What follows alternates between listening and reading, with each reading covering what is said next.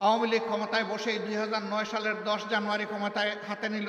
তারপরেই আমরা দেখি 1 মাসের মাথায় তৎকালীন বিডিআরের সদর দপ্তর ঢাকার পিলখানায় 57 জন চৌকস দেশপ্রেমিক সেনা অফিসারকে তারা হত্যা করল, তাদের পরিবারের সদস্যদেরকে হত্যা করলো, নির্মমভাবে হত্যা করার পর লাশগুলা ড্রেইনের মধ্যে ভাসাই দিল। কিছু লাশ তারা গোপন করে ফেলল। রাতের আধারে হত্যাকাণ্ড সংগঠিত করে আলো নিভিয়ে খুনিদেরকে পিলখানা থেকে বের হয়ে যাওয়ার নিরাপদ রাস্তা তৈরি করে দিল। দুইটা তদন্ত কমিশন হলো, একটা করলো সেনাবাহিনী, আরেকটা করলো সরকার। সেই তদন্ত কমিশনের কিছুই জনগণকে জানতে দেওয়া হলো না, কারণ সরষায় যদি বুথ থাকে বুথ ছাড়াবে কে? সেদিনকার প্রধানমন্ত্রী বিডিআরের কতিপয় সদস্যকে এনে আদর করে তাদের সাথে বসলেন, তাদের সকল দাবি দাওয়া মেনে নিলেন। ওদিকে সেনাবাহিনীকে তাদের সহকর্মীদেরকে সাহায্য করার রাস্তা বন্ধ করে রাখলেন, বললেন আমি দেখছি। দেখতে দেখতে সব শেষ হয়ে গেল। সেনাবাহিনীর রিপোর্টটি জাতির জানা দরকার ছিল, কারণ তাদের সহকর্মীদেরকে কারা হত্যা করেছে সবার চাইতে তাদের বেশি জানার কথা, কিন্তু তা জানতে দেওয়া হয়নি। আমরা সরকারের কাছে দাবি জানাই, পুরা ঘটনার আদ্যপান্ত সুষ্ঠু নিরপেক্ষ তদন্ত অবশ্যই করতে হবে, কারণ এই দুর্ঘটনার মধ্য দিয়ে আমাদের দেশপ্রেমিক সেনাবাহিনীর মনোবলকে ধ্বংস করা হয়েছে, বিডিআরকে খতম করা হয়েছে। আগে বিডিআর ছিল সীমান্তের অতন্ত্র প্রহরী, তাদের লগতে ছিল বাংলাদেশের রাইফেল, এখন তাদেরকে বানানো হয়েছে সীমান্তের চৌকিদার, তাদেরকে অপমানিত করা হয়েছে। এরপরেই তারা পরের বছরে আঘাত দিয়েছে আরেক দেশপ্রেমের বাস্তব নমুনা। তিলে তিলে বাংলাদেশে যারা অন্যায়ের সাথে কখনো আপোষ করেনি, দেশের স্বার্থ নিয়ে কারো সাথে মাথা নত করেনি, সেই বাংলাদেশ জামাতে ইসলামীর উপর ষড়যন্ত্র করে জামাতে ইসলামীর নেতৃবৃন্দকে হত্যা করা হয়েছে। প্রিয় সম্মানিত বন্ধুগণ, যারা দেশপ্রেমের পক্ষে দাঁড়িয়েছেন, দেশবাসীর স্বার্থের পক্ষে দাঁড়িয়েছেন, এই সরকার তাদের উপরে আঘাত দিয়েছে। সবচেয়ে বেশি আঘাত দিয়েছে আলেম উলামার উপর, এমনকি আঘাত দিয়েছে বিবেকী সাংবাদিকদের উপর। এরা হত্যা করতে কাউকেই ছাড়ে নাই, হত্যার মিশন নিয়ে তারা নেমেছিল, আর তাদের ক্ষমতার শেষ দিন পর্যন্ত জনগণকে তারা হত্যা করেছে। এই 24-এর গণহত্যার এরা নায়ক নায়িকা। জাতি এদের বিচার চায়, এদের প্রত্যেকের বিচার চাই, প্রত্যেকটি ঘটনার বিচার চাই। এ বিচার অবশ্যই করতে হবে।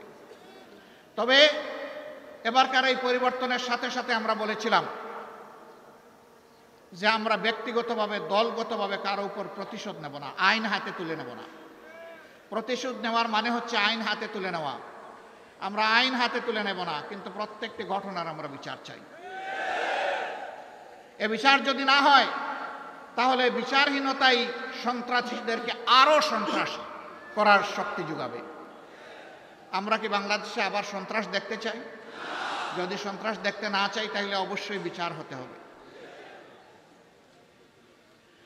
দেশে আহত নিহত অক্ষত যারাই লড়াই করেছেন, সবাইকে যেমন আমরা সালাম জানাই, ঠিক বিদেশের মাটিতে সেখানে আন্দোলন সংগ্রাম করা আরো চ্যালেঞ্জিং। আমাদের লোকেরা প্রবাসে সেখানে আন্দোলন করতে গিয়ে জেলে গিয়েছে, তাদের বিরুদ্ধে মামলা দিয়ে তাদেরকে শাস্তি দেওয়া হয়েছে। এখনও বিদেশের বিভিন্ন জেলে বাংলাদেশের সেই আন্দোলনকারী জনতা রয়ে গেছে। আমরা সরকারের কাছে দাবি জানাই, অবিলম্বে তাদের মুক্তির ব্যবস্থা করে সম্মানের সাথে হয় তাদের কর্মস্থলে সেখানে ফিরিয়ে দিন, অথবা বাংলাদেশে সম্মানের সাথে ফিরিয়ে আন। এই যুদ্ধে দেশের সমস্ত মিডিয়া তারা চাইলেও সত্যের পক্ষে শক্ত করে দাঁড়াতে পারেনি। দুই একটা মিডিয়া যারা দাঁড়ানোর দুঃসাহস দেখিয়েছে, তাদেরকে ঠান্ডা করা হয়েছে, দমন করা হয়েছে, তাদের উপর নির্যাতন চালানো হয়েছে। কিন্তু বিদেশ থেকে আমাদের মিডিয়া যোদ্ধারা সমান তালে তারা যুদ্ধ করে গেছে। আমি তাদের সকলকে সম্মান জানাই। আপনাদের কুমিল্লার একজন সন্তান, তিনি সেই যুদ্ধ করা শুরু করেছিলেন 15.5 বছর আগে, এখনও তিনি যুদ্ধ অব্যাহত রেখেছেন। তাকে হয়তো আপনারা অনেকে জানেন, অনেকে জানেন না। এই কুমিল্লার দক্ষিণ সদরেই তার বাড়ি, সাইফুর রহমান সাগর, যিনি ফেস দ্য পিপুলের পরিচালক। এখনো দেখবেন ভারতীয় আগ্রাসনের বিরুদ্ধে তার মিডিয়ায় সবচেয়ে বেশি সোচ্চার, এবং তিনি উলঙ্গ করে দিচ্ছেন আসলে কারা সাম্প্রদায়িক। তিনি প্রমাণ করে দিচ্ছেন বাংলাদেশ সাম্প্রদায়িকতার দেশ নয়, বাংলাদেশ ভালোবাসার দেশ, বাংলাদেশ বিভিন্ন গোলাপের সমন্বয়ের দেশ। এই দেশে সকল ধর্মের বর্ণের সমস্ত মানুষ আমরা মিলেমিশে আছি, কারণ বাংলাদেশ আমাদের সবার। আমরা এবার বলেছি, সোচ্চারভাবে বলেছি, আমরা বাংলাদেশে কোনো মেজরিটি মাইনরিটি মানি না। বাংলাদেশে যারাই জন্মগ্রহণ করেছে তারা সকলেই বাংলাদেশের গর্বিত নাগরিক। এই মাইনরিটি শব্দ বলে বলে অন্যান্য ধর্মের ভাই বোনদেরকে ব্যবহার করে একটি গোষ্ঠী মূলত দেশের বাইরে থেকেই তাদের স্বার্থ হাসিল করতে চায়। এখন আমাদের এই ভাই বোনেরাও এটা বুঝতে পেরেছেন, তারাও সোচ্চার হয়েছেন। আপনারা দেখেছেন ভারতীয় হলুদ মিডিয়া যখন বাংলাদেশের বিরুদ্ধে নিকৃষ্ট যুদ্ধ শুরু করেছে, মিথ্যা তথ্য ছড়াচ্ছে, তখন জগন্নাথ হল থেকে আমাদের হিন্দু ছেলেমেয়েরা বের হয়ে তার প্রতিবাদ করেছে, কারণ তারা প্রমাণ করেছে এদেশ আমাদের সবার। তোমরা যা বলো তা অসত্য, তা মিথ্যা, তোমরা আমাদেরকে ব্যবহার করে তোমাদের মতলব হাসিল করতে চাও, সেই সুযোগ আমরা তোমাদেরকে দেব না। কেন ভারত এটা করে আমাদের সাথে? আমরা তাদের কি ক্ষতিটা করেছি? ভারতের কোনো আভ্যন্তরীণ ব্যাপারে আমরা হস্তক্ষেপ করেছি? ভারত বলে আমাদের দেশে সাম্প্রদায়িক সহিষ্ণুতার অভাব, সম্প্রীতির অভাব।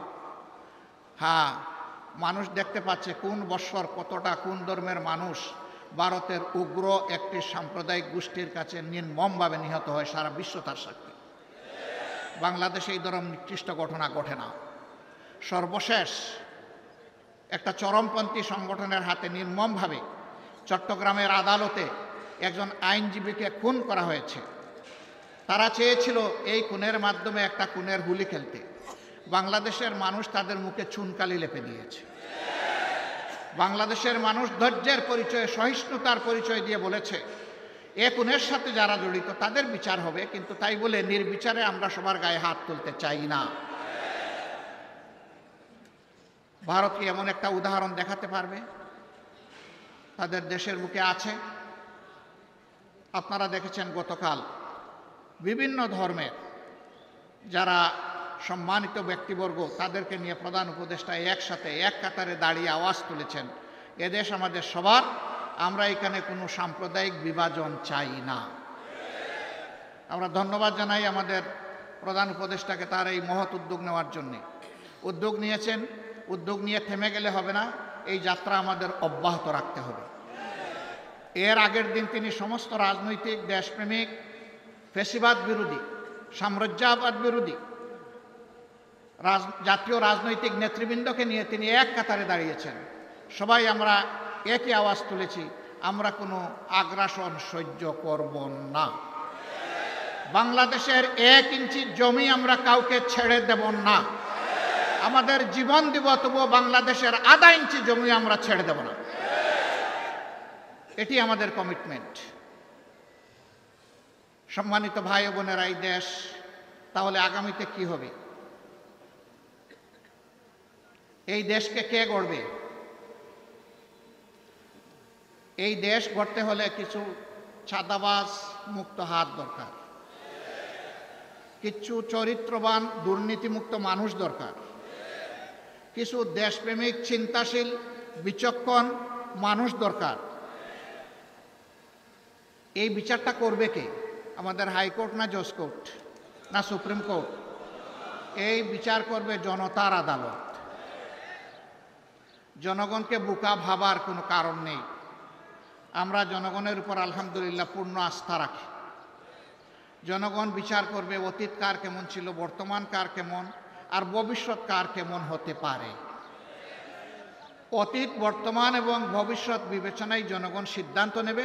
আমরা সেই সিদ্ধান্তের অপেক্ষায়। তাহলে সিদ্ধান্তটা আসবে কিভাবে? অবশ্যই নির্বাচনের মধ্য দিয়ে। সেই নির্বাচন হতে হবে সুষ্ঠু, অবাধ এবং গ্রহণযোগ্য। এখানে কোনো পেশি শক্তি অথবা টাকার খেলা চলবে না। এ রাস্তা বন্ধ করতে হবে। এই রাস্তা যদি বন্ধ করতে হয় তাইলে কতগুলো প্রয়োজনীয় সংস্কারও আনতে হবে। সেই সংস্কারে সরকার হাত দিয়েছে। আমরা সরকারকে অনুরোধ করব সংস্কারে গতি বাড়ান, সংস্কারে গতি বাড়িয়ে মৌলিক সংস্কারগুলো করে একটা সুষ্ঠু নির্বাচন জাতিকে উপহার দেন। আপনারা যেন ইতিহাসে স্মরণীয় হয়ে থাকতে পারেন। আপনাদের নিজস্ব কোনো এজেন্ডা থাকবে না, এজেন্ডা জাতীয় এজেন্ডা একটাই, যে একটা সুন্দর সুষ্ঠু নির্বাচন আপনারা উপহার দেবেন। তার জন্য যত সংস্কার প্রয়োজন তাই আপনারা করুন। আমরা আপনাদেরকে চাপ দিচ্ছি না, আবার অনুরোধ করব আপনারা মূল্যবান সময়টাকে নষ্ট করে দীর্ঘায়িত করবেন না। আপনারা যৌক্তিক সময়ের ভিতরে এই নির্বাচন জাতিকে উপহার দিন। জাতি গত 3টা টার্ম তাদের নিজস্ব ভোটের অধিকার প্রয়োগ করতে পারেনি। বিশেষ করে জাতির 42 ভাগ ভোটার যারা যুবক, তারা একটা ভোটও দিতে পারেনি। আমরা আমাদের যুবকদের হাত ধরে, যুবকদের বুক ছিটিয়ে যুদ্ধ করা এবং রক্তের বিনিময়ে এই স্বাধীন পরিবেশটুকু পেয়েছি। আমরা চাই আগামীতে তারা শুধু ভোট দিবে না, তারা জাতিকে নেতৃত্বও দিবে ইনশাআল্লাহ। আমরা একটা যুব সমৃদ্ধ বাংলাদেশ গঠন করতে চাই। আমরা আমাদের যুবকদের হাতকে বেকারের হাত হিসাবে দেখতে চাই না। আমরা আমাদের যুবকদের হাতকে উন্নয়নের হাত হিসাবে দেখতে চাই, কর্মীর হাত হিসাবে দেখতে চাই, দেশপ্রেমিকের হাত হিসাবে দেখতে চাই, জনতার পাশে দাঁড়ানো হিমালয় পর্বতের মতো শক্তি হিসাবে দেখতে চাই। প্রিয় সংগ্রামী কুমিল্লাবাসী, আপনাদের প্রিয় নেতা বলেছেন 2টা যৌক্তিক কথা। একটা এয়ারপোর্ট, সেই ব্রিটিশ আমল থেকে এখানে তখন বিশ্বযুদ্ধের জন্য ঘাঁটি গাড়া হয়েছে। এইরকম ঘাঁটি যারা সবগুলোই কিন্তু এয়ারপোর্ট হয়ে গেছে 2টো ছাড়া, একটা কুমিল্লা আর একটা শমশেরনগর। শমশেরনগর অতটা জরুরি নয় আর একটা এয়ারপোর্ট করা, কারণ সিলেট একটা এয়ারপোর্ট আছে। কিন্তু কুমিল্লা তো অনেকগুলা জেলার কেন্দ্রস্থ। এটা খুবই যৌক্তিক দাবি। এই দাবি আমরা শতভাগ সমর্থন করি। প্রধান উপদেষ্টার নেতৃত্বে বর্তমান সরকারকে অনুরোধ করব আপনারা মনোযোগ দিন। বিভাগ, আপনারা বিভাগ পাইলেন না, আপনাদের কপালের দোষ। আপনাদের জেলার নাম কুমিল্লা। কুমিল্লা জেলাটা কি আমাজন জঙ্গল থেকে এখানে এসে পড়েছে? এটা কি বাংলাদেশের অংশ নয়? মহান স্বাধীনতা যুদ্ধে, 24-এর যুদ্ধে কুমিল্লার কি কোনো ভূমিকা নেই? যদি কুমিল্লার ভূমিকা কুমিল্লা নামেই রাখার সুযোগ থাকে, আজকে কুমিল্লার নামে বিভাগ দিতে অসুবিধা কোথায়? কেন সেটা আটকে রেখেছিলেন? শেখ মুজিবুর রহমান সাহেব দুনিয়া থেকে বিদায় নিয়েছেন, তার সুকীর্তি অথবা তার অন্য কিছু, সেটার মূল্যায়ন জনগণ করেছে, করবে, করতে থাকুক। কিন্তু আপনি ওই জায়গায় জেদ ধরে আপনি কুমিল্লা বিভাগ দিবেন না, একটা জেলাকে তার নাম ধরে অপমানিত করবেন। আপনি বাংলাদেশের প্রধানমন্ত্রী হতে পারেন না।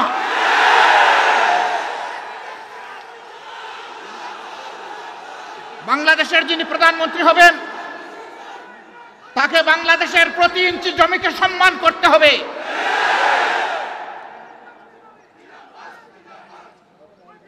এটা একটা জুলুম,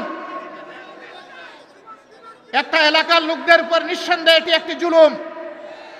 অনেকগুলা জুলুমের মধ্যে এইটা একটা জুলুম। আমরা বর্তমান সরকারকে অনুরোধ করব, তার তো সব কিছুই রেডি আছে, আপনারা মেহেরবানি করে তাদের এই হক পাওনাটা কুমিল্লাবাসীকে দিয়ে দেন। নামের জন্য কুমিল্লাবাসী যুদ্ধ করে নাই, বলে নাই সুরমা নদীর নামে করেন, কুশিয়ারার নামে করেন, তিতাসের নামে করেন, এটার নামে করেন, ওটার নামে করেন। কুমিল্লাবাসী এটা বলেন নাই। কুমিল্লাবাসী বলেছে আমাদের নামেই আমাদের পরিচয়, আমাদের বিভাগটা দিয়ে দেন। এমনকি বৃহত্তর নোয়াখালীর লোকেরা বলেন নাই যে লক্ষ্মীপুরের নামে দেন বিভাগ, তারা বলে নাই যে আপনারা নোয়াখালীর নামে দেন, ফেনীর নামে দেন, তাও তারা বলে নাই। তাহলে তারা যদি কেউ না বলে কুমিল্লার নামে বিভাগ হবে না কেন? এ বিভাগ হওয়া উচিত। বরঞ্চ আরেকটা কারণে হওয়া উচিত, যে একটা নামের প্রতি অপমান করা হয়েছে, যত তাড়াতাড়ি পারেন দিয়ে সম্মানটা ফিরিয়ে দেন। আমরা এমন একটা বাংলাদেশ গঠন করতে চাই যেই বাংলাদেশে কোনো বৈষম্য থাকবে না। আপনারা সবাই রাজি আছেন, কিন্তু আমাদের স্টেজের লোকেরা রাজি না। কারণ আপনারা নিচে বসে আছেন সাধারণ চেয়ারে, ওনারা দামি চেয়ারে এখানে বসে আছে। তার মাঝে আবার 3টা দেখেন ডিস্টিংগুইশড, ওইটার হাইট আরো বেশি। আইসা দেখি যে এই 3টাতে আবার বিছানো আছে, কি বলে জানি, টাওয়াল দেওয়া আছে। তো আমি বৈষম্য বেশি দূর করতে পারি নাই, প্রথমে আমার টাওয়ালটা ফেলে দিছি। আগামীতে এই ধরনের কোনো আয়োজন হলে সকল চেয়ার সমান থাকবে ইনশাআল্লাহ। যে চেয়ার নিচে থাকবে দেখার স্বার্থে যদি একটা স্টেজ লাগে তাইলে সেই চেয়ারটাই উপরে থাকবে ইনশাআল্লাহ। আপনারা সবাই রাজি আছেন? আপনারা তো রাজি থাকবেন, ওনারা রাজি কিনা? ওনারাও রাজি আছে, আলহামদুলিল্লাহ।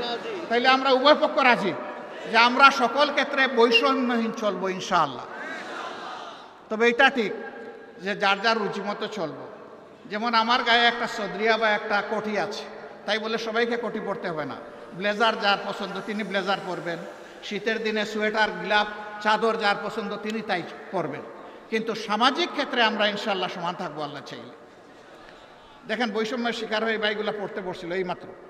তা আমরা আল্লাহর দরবারে বৈষম্য থেকে পানা চাই। এখন এই বৈষম্যহীন দেশটা গড়বে কে? প্রধানমন্ত্রী হলেই আমার বাড়ি যে জায়গায় বন্যার স্রোত উন্নয়নের স্রোত চলে যাবে সে জায়গায় সারা বাংলাদেশের সম্পদ টেনে টুনে এনে ওখানে ঢুকায় দেওয়া হবে। তাইলে বৈষম্যহীন সমাজ হবে কেমনে? যুক্তি হলো যে সাবেক আমলে আমার এলাকা ছিল বঞ্চিত, এখন অতীতের কাজা কাফারা সব আমার আদায় করতে হবে। আমরা কথা দিচ্ছি ইনশাআল্লাহ আল্লাহ তাআলা যদি জনগণের মনে ভালোবাসা আমাদের প্রতি সমর্থন তৈরি করে দেন, তাহলে আমরা এমন বাংলাদেশ গড়ব যেই বাংলাদেশে প্রধানমন্ত্রীর জেলার আগে অন্য জেলাকে আগে চোখ দিয়ে দেখা হবে ইনশাআল্লাহ। তবে প্রধানমন্ত্রীর জেলাও বঞ্চিত হবে না, তারাও তাদের ন্যায্য অংশ পাবে ইনশাআল্লাহ। কারণ প্রধানমন্ত্রী হওয়ার কারণে ওই জেলাকেও বঞ্চিত করার কোনো অধিকার নাই। কিন্তু রাজার হস্ত করে সমস্ত কাঙ্গালের দুন চুরি, ওই চুরি করতে দেব না আমরা কাউকে। যদি আল্লাহ তাআলা আমাদেরকে এই সুযোগ দেন, আল্লাহ ভালো জানেন, প্রিয় জনগণ তারা বিবেচনায় নেবেন।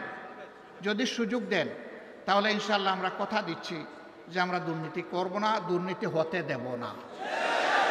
বলবেন তার কি কোনো প্রমাণ আছে? একটু আছে তো ভাই। 2001 থেকে 6 সাল জামাতে ইসলামের যে দেশপ্রেমিক নেতৃবৃন্দকে খুন করা হয়েছে বিচারিক আদালতে, তারা তো 2-3 মন্ত্রণালয়ের দায়িত্ব পালন করেছেন। বলেন বাংলাদেশের কেউ কোনো দুশ্মনও আমাদের তাদের হাতে একটু দুর্নীতির গন্ধ লাগাইতে পেরেছে? পারে নাই। কেন? একটাই কারণ, তারা আল্লাহকে ভয় করে। আমরাও আশা করব যাদের হাতে আগামীতে দায়িত্ব আসে তারা যেন আল্লাহকে ভয় করে চলে। যদি আল্লাহকে ভয় করে চলে তাহলে আল্লাহর ভয় আর দুর্নীতি দুইটা পাশাপাশি চলতে পারে না। দুর্নীতি তখন দুর্নীতির মৃত্যু হবে এবং সুনীতির জয় হবে ইনশাআল্লাহ। আমাদের শিক্ষা ব্যবস্থাকে একটা কুড়া শিক্ষা ব্যবস্থা বানানো হয়েছে।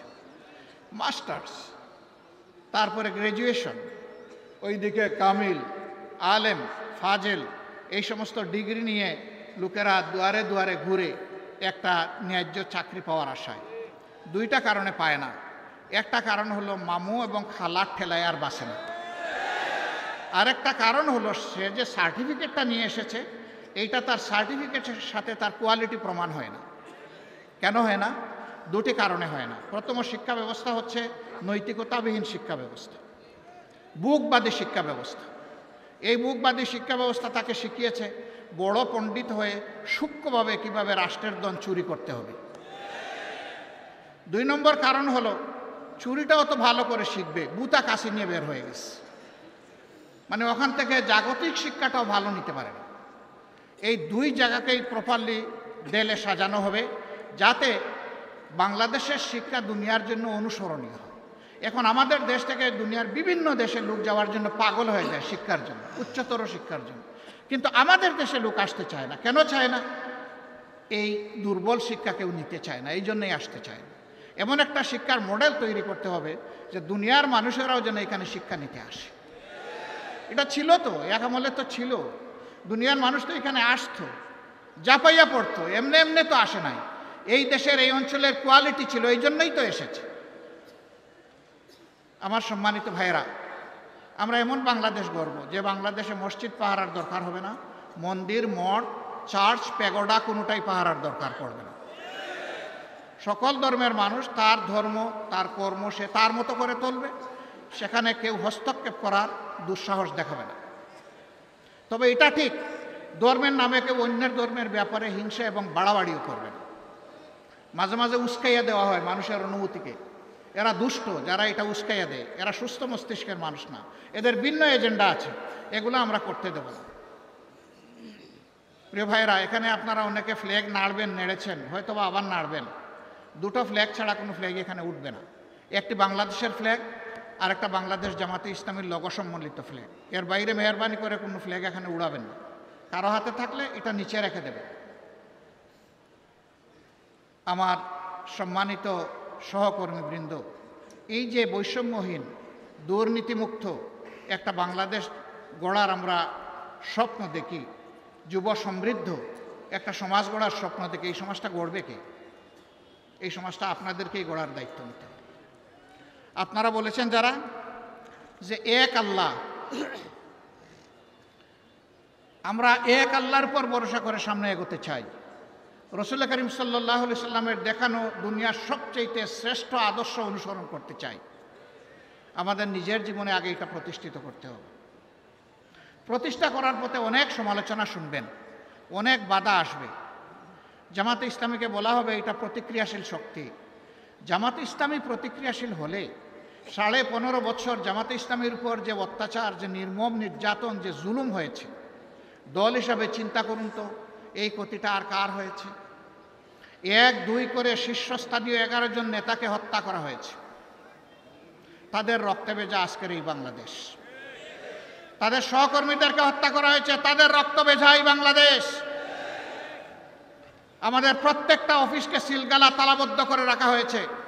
একটা মুহূর্তের জন্য আমাদেরকে ঢুকতে দেওয়া হয়নি, এটা অন্য কারোর জন্য হয়। আমাদের নিবন্ধন সংগঠনের কেড়ে নেওয়া হয়েছে, এটা কারো হয়নি। শেষ মুহূর্তে দিশাহারা হয়ে আমাদেরকে নিষিদ্ধ ঘোষণা করা হয়েছে, এইটাও কারো হয়। হ্যাঁ, হয়েছে অন্য সকল দলের, সরকারের প্রতিপক্ষ আলিম উলামা সহ বিভিন্ন দল সহ মানুষ খুন করা হয়েছে, গুম করা হয়েছে, তা আমাদেরও করা হয়েছে। কিন্তু এই 4 জিনিস আর কারো করা হয়। কেন এত জ্বালা আমাদের উপর? ওই যে প্রথমেই বলেছি, বাংলাদেশ জামাতে ইসলামী পরীক্ষিত দেশপ্রেমিক শক্তি বাংলাদেশের স্বাধীনতা সার্বভৌমত্বের ব্যাপারে কারো সাথে আপোষ করেনি, কারো সাথে আপোষ করছে না, এবং ইনশাআল্লাহ কারো সাথে আপোষ করবে না। এই কারণেই জামাতে ইসলামের উপরে এই আক্রোশ ছিল। সম্মানিত ভাই ও বোনেরা, বলা হয় এরা যদি ক্ষমতায় যায় তাহলে মহিলাদেরকে ঘরের বাইরে আসতে দেবে না। একজন সাংবাদিক মহিলা আমাকে প্রশ্ন করেছেন, আপনারা ক্ষমতায় গেলে দেশটা কি আফগানিস্তান হবে না পাকিস্তান হবে? আমি বললাম ইনশাআল্লাহ বাংলাদেশ হবে, ভালো বাংলাদেশ হবে। এটা আফগানিস্তানও হবে না, পাকিস্তানও হবে না। আপনি এর দ্বারা কি বলছেন? তিনি বললেন, আপনারা ক্ষমতায় গেলে মহিলাদেরকে পেশাগত দায়িত্ব পালনে দেখতে চাইবেন না, সবাইকে আপনারা বুরকা পরার কথা বলবেন। আমি বললাম, মহিলারা তাদের যোগ্যতার প্রমাণ দিবেন, পেশাগত দক্ষতার প্রমাণ দিবেন, 2টা ভালো জিনিস সাথে পাবেন। একটা হচ্ছে মর্যাদা, আর একটা হচ্ছে নিরাপত্তা। এখন সমাজে সেই মর্যাদাও দেওয়া হয় না, নিরাপত্তা তো নাই। তখন সব জিনিসের সাথে এই 2টাও নিশ্চিত করা হবে। কেন তারা পারবেন না? রসুল করিম সাল্লাল্লাহু আলাইহি ওয়াসাল্লাম যুদ্ধের ময়দানে মহিলাদেরকে সুযোগ দিয়েছেন যুদ্ধ করার। আমরা কে মহিলাদেরকে ঘরের মতো করে রাখার? আর মহিলারা ঘর থেকে বের হবে না, তার সামাজিক দায়িত্ব নাই, তার পেশাগত দায়িত্ব নাই। উম্মাহাতুল মুসলিমিন, উম্মতের উস্তাদের কাজ করেছেন, তারা কেন শিক্ষকতার কাজ করতে পারবে না? রাষ্ট্রের গুরুত্বপূর্ণ বিষয়ে তাদেরকে পরামর্শে সামিল করেছেন, তারা কেন রাষ্ট্রের সিদ্ধান্তে সামিল থাকবেন না? ইনশাআল্লাহ মর্যাদার সাথে, নিরাপত্তার সাথে তারা সেদিন এই নূতন বাংলাদেশের একজন নাগরিক হয়ে তারা গর্ববোধ করবেন যে আমি এমনই একটা বাংলাদেশের নাগরিক, ইনশাআল্লাহ। সম্মানিত কুমিল্লাবাসী,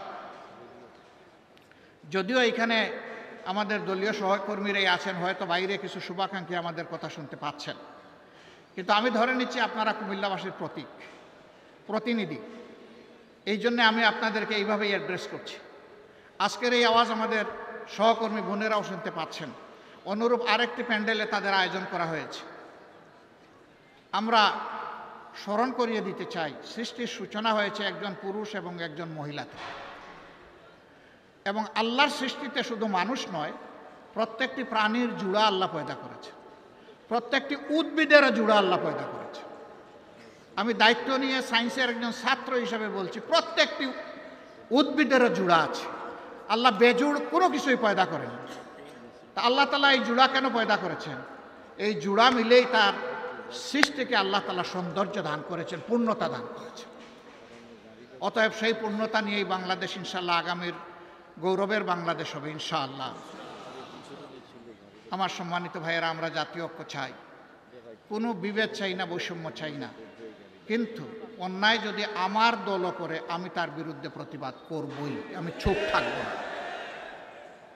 অন্যায় যে করবে আমাকে আওয়াজ দিতেই হবে।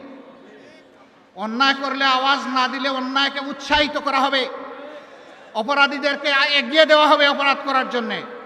আমরা তা পারবো না, এটা আমাদের পক্ষে সম্ভব না। যিনি অপরাধ করবেন অবশ্যই আওয়াজ দেব।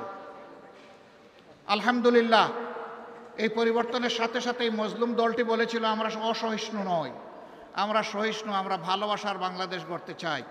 আমরা আমাদের সহকর্মীদেরকে, শুভাকাঙ্ক্ষীদেরকে বলেছিলাম আপনারা মেহেরবানি করে শান্ত থাকুন, ধৈর্য ধরুন এবং দেশ গঠনে অংশগ্রহণ করুন।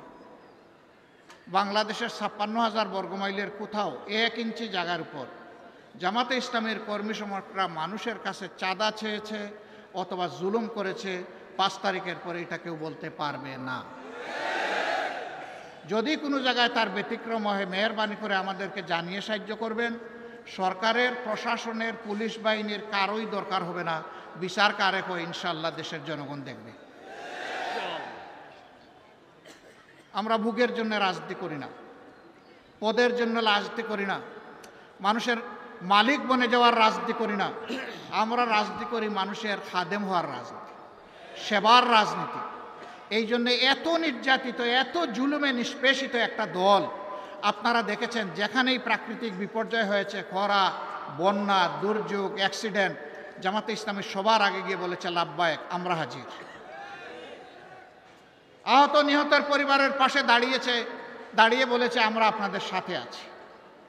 এবারও যারা শহীদ হয়েছে বিগত আন্দোলনে, প্রত্যেকটি পরিবারে, আমরা দল দেখি নাই, ধর্ম দেখি নাই, আমরা সম্মান করে তাদের পরিবারের কাছে গিয়েছি, তারা আমাদেরকে গ্রহণ করেছেন, আমরা সম্মানিত হয়েছি। আমরা তাদের পাশে দাঁড়িয়ে বলেছি শহীদ পরিবার জাতির সম্পদ, আমরা অবশ্যই আপনাদের সাথে আছি, পাশে আছি, একসাথে আছি, পরিবারের সদস্য হিসাবে আছি। কোনো কোনো জায়গায় এমন হয়েছে একজন রিক্সা চালক ভাই শহীদ হয়ে গিয়েছে, তার 6 মাসের অন্তঃসত্ত্বা স্ত্রীকে দেখে বলছে আমার গর্বের সন্তানের কি হবে, দুনিয়া এসে কারে বাবা ডাকবে। অন্য মানুষের বাচ্চাগুলো যখন তাদের বাবার মুখের দিকে তাকাইয়া লাফালাফি করবে, আমার বাচ্চা তখন কি করবে?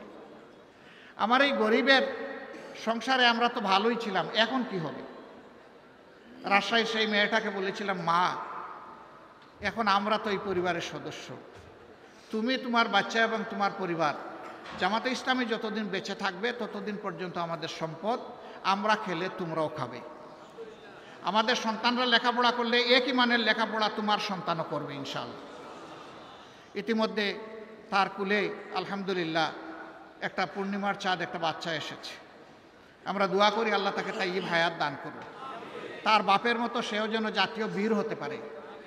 তার বাবা লড়াই করতে গিয়ে এইটা চিন্তা করে নাই যে আমি রিক্সাওয়ালা, আমি মরে গেলে আমার পরিবার কেমনে চলবে, বরঞ্চ সে চিন্তা করেছে আমার জীবন যদি আমার জাতির হায়াত এনে দেয় তাইলে আমি আমার জীবন দিয়ে দেব। এ ঘটনার পর আমরা গিয়েছি, আমাদের তাহের ভাই গিয়েছে বিভিন্ন হসপিটালে দেখতে, হাত নাই, পা নাই, চোখ দুটো নাই, পাশে বসে বিছনায় বসে জিজ্ঞেস করেছি তোমার কেমন লাগে? বলে যে আমি হ্যাপি, আমি খুশি। বললাম তুমি হাত হারিয়ে, পা হারিয়ে, চোখ হারিয়ে খুশি? বলে যে হ্যাঁ আমি খুশি। কেন ভাই তুমি খুশি? বলে যে আমার দেশ স্বাধীন হয়েছে। তাদেরকে বললাম আগামীতে জাতির প্রয়োজনে আর তো তোমাদের করার কিছু নেই, তোমরা তো সব উজাড় করে দিয়ে দিস। কেন নাই? হাত একটা গিয়েছে, জাতির প্রয়োজনে দ্বিতীয়টা দেওয়ার জন্য প্রস্তুত আছে। যেই জাতির সন্তানেরা এইরকম জীবন দেওয়াকে জাতির স্বার্থে পছন্দ করে, আমরা বিশ্বের সকলকে অনুরোধ করব তাদের দিকে লাল চোখ তুলে তাকাবেন না। জীবনের চাইতে মরণ, শাহাদত জাতের কাছে প্রিয়, তাদেরকে ধমক দেওয়ার চেষ্টা করবেন না। প্রিয় কুমিল্লাবাসী, পুলিশের হাতে কি আমরা নির্যাতিত হইনি? হয়েছি। কিন্তু এবারকার এই পরিবর্তনের পরে অনেক পুলিশ বিভিন্ন কারণে তারা কর্মস্থলে যেতে ইতস্তত করছিলেন।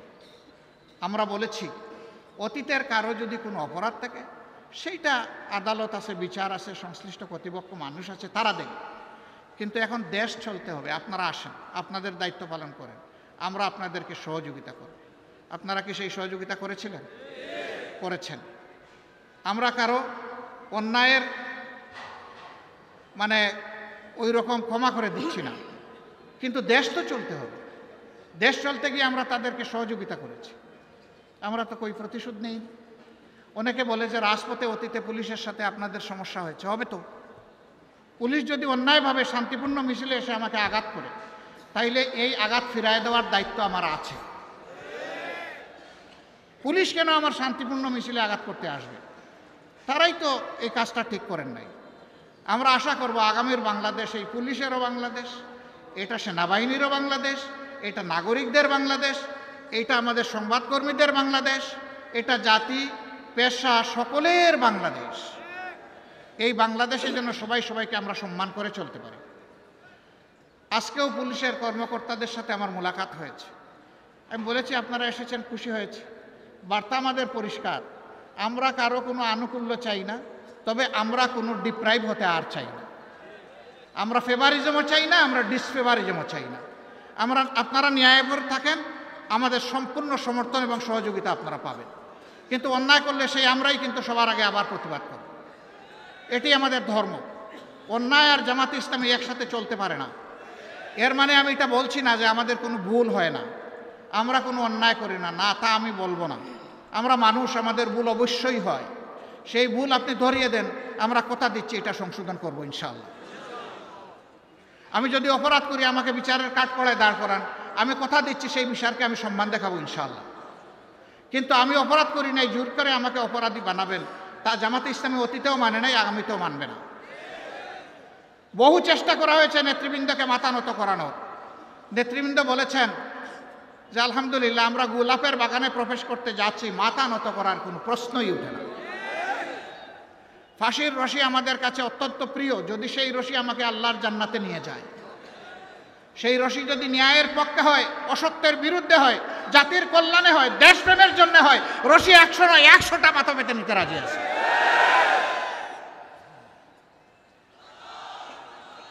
সম্মানিত ভাই ও বোনেরা, আমি মিডিয়ার ভাইদের প্রতি দুটি অনুরোধ জানাতে চাই। মিডিয়াকে বলা হয় জাতির দর্পণ, আর মিডিয়ার সাথে যারা কাজ করেন কর্মকর্তা এবং সাংবাদিক বন্ধুগণ, তাদেরকে বলা হয় জাতির বিবেক। মানুষ বলে যে দুনিয়ায় একটা আদালত সবচেয়ে ভালো আদালত, এটার নাম বিবেকের আদালত। কথাটা সঠিক কিনা? বিবেক আল্লাহর দান। অন্য অবুঝ প্রাণী আর মানুষের মধ্যে একটা কারণেই তফাৎ, যে ওই প্রাণীগুলোকে আল্লাহ বিবেকের নিয়ামত দেন নাই যেটা আল্লাহ মানব জাতিকে দিয়েছেন। সুবহানাল্লাহ। সুতরাং আমার বিবেক যেদিন কাজ করবে না, সেদিন ওই প্রাণী আর আমার মাঝে আর কোনো তফাৎ থাকবে না। সেটা সাংবাদিকই হোক আর আমি হোক, যেই হোক, ওই মানুষ হিসাবে তিনি আর পরিচিত হবেন না। আমরা জানি 15.5 বছর, এমনকি এর আগের 2 বছরও স্ক্রিপ্ট ধরে দেওয়া হতো, আপনারা কি পড়বেন আর কি লিখবেন। এখন সেটি নেই। আপনারা কুলা চোখে দেখবেন আর কুলা মনে ভাববেন। আপনার বিবেক দিয়ে আপনি সাজাবেন, আবেগ দিয়ে নয়, অতীতের কোনো বদ্ধমূল ধারণা দিয়ে নয়, বরঞ্চ বর্তমানের বাস্তবতা দিয়ে আপনারা আপনাদের নিউজগুলোকে সাজাবেন। আলহামদুলিল্লাহ আপনারা অনেকেই সাজাচ্ছেন। মাঝখানে মাঝে মাঝে কেউ পিছলা, ওই কাদামাটিতে পা পিছলে যায় এবং পড়ে যান কেউ। ওনারা পড়তে গিয়ে আমারও ফেলে দেন।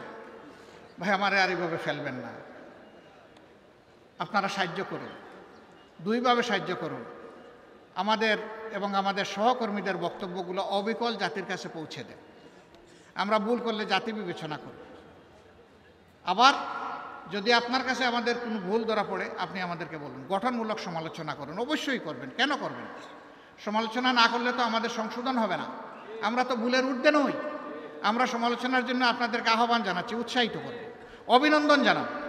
যখন গঠনমূলক সমালোচনা আপনাদের কাছ থেকে আসবে, যেটা জাতির কল্যাণে লাগবে, সেই সমালোচনাটা আপনারা করবেন। আরেকটা অনুরোধ জানাবো, আপনাদের দায়িত্ব হচ্ছে 4 ডাইমেনশনাল ভিশন, অর্থাৎ চতুর্দিক থেকে দেখতে হবে, সামনা, পেছন, 2 সাইড। আপনারা চতুর্দিকে চোখ ঘুরাইয়া দেখবেন, আপনারা একদিক থেকে দেখবেন না। চতুর্দিক থেকে যখন দেখবেন পুরো বিষয়টা আপনাদের কাছে স্পষ্ট হয়ে যাবে। তখন কালো না সাদা সেইটাও বুঝে ফেলবেন। স্বয়ং আমিও যদি কালো হই আমাকেও ছাড় দেবেন না।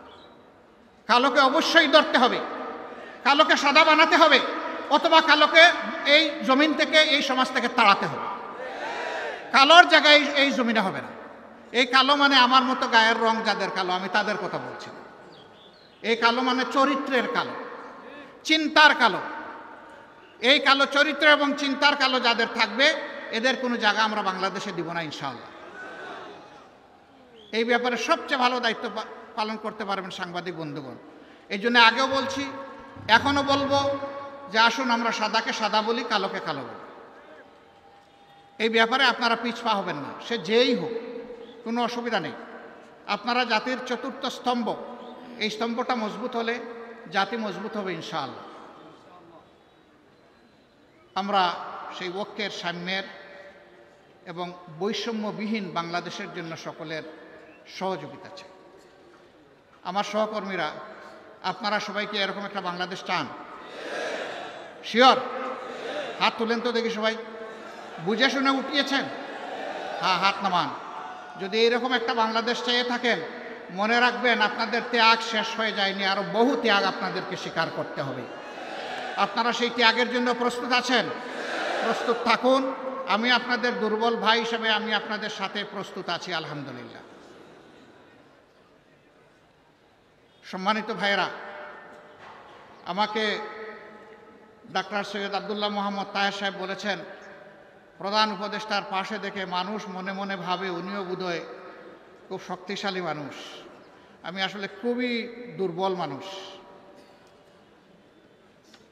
আমি অনেককে শক্ত করে কুচা দিয়ে কথা বলতে পারি না বলে অনেকে আবার গাল বেজার করে যে উনি আরও ধারালো চৌকস কথা বলে না কেন।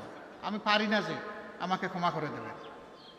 কথা যেভাবে আমার মা বাবা আমাকে শিখিয়েছেন, যে শিক্ষা আমি আমার উস্তাদদের কাছে পেয়েছি, যে শিক্ষা আমার সমাজ আমাকে দিয়েছে, কথা তো আমাকে সেভাবেই বলতে হবে।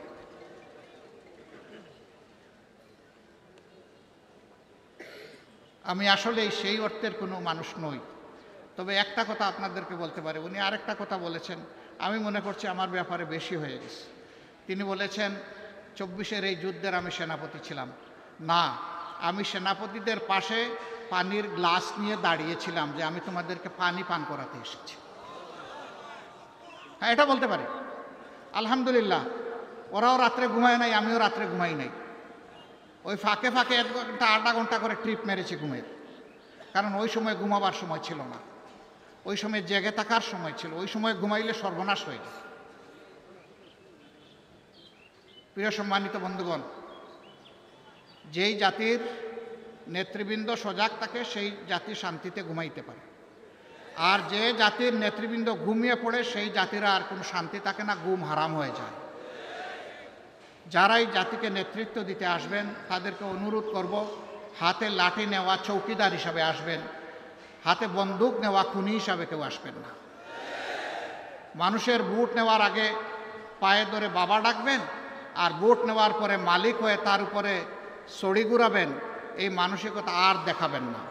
এটা বাংলাদেশের জনগণ একবারের মতো প্রত্যাখ্যান করেছে। এই রূপে যেই আসতে চাইবে তিনি বারবার প্রত্যাখ্যাত হবেন।